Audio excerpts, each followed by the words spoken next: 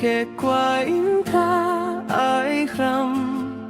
awa thang kan rin falena ni daut na kan zam taku nau chua khat đi sen chua in khat le khat huat na akar kay ti alet lang vum khui bang isein plan mulia mi an tlaum ti lo sung no kan nu lai ram dau te akram ruang ma sei kan tiang hen tin lung fakin na ram ri lai nem tu ngei lo bang sung no kan nu lai ram akram kirmar sung no kan nu atuar lung fak tuk chang lo ma chung sing nu nan te li ra kenem chang lo sung no kan nu lai ram lung am ko lo dak ngak sun sak ve chang lo lai ram atuara nem deu lai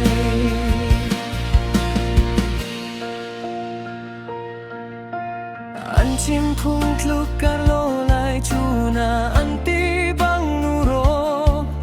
tak charar fanu bang ram tu ngei lo sung no kan nu lai ram arpitap na sangal ni na an ti lung mang ruali mi tuan sia lo chung azul le dòng băng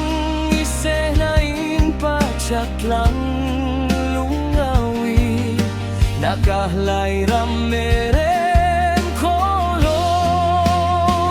say kan tiang yang tilung fakin na ram rilay nem tu ngei lo bang sung no kan nu lai ram akram kirmar sung no kan nu atuar lung fak tuk chang lo mau chung sing nu nang tel li ra kinem chang lo sung no kan nu lai ram long am ko lo dak nak sun sak ve chang lo lai ram atuara nem du lai ở trong kiên trở lại phá đau chiếu khát na chu sung ngô nu ni ang nem chung a nuk lum đi ni na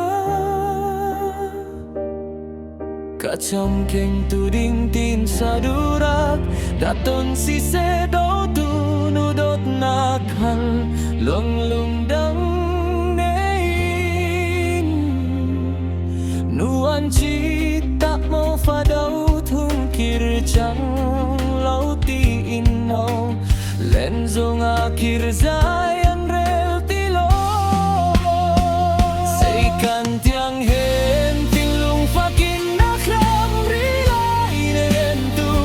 ngei lo bang sung no kan nu lai ram akram kirmar sung no kan nu atuar lung fak tuk chang lo ma chung sing nu nang tel ni ra kenam chang lo sung no kan nu lai ram lung am ko lo dam nak sun sak ve chang lo lai ram atuara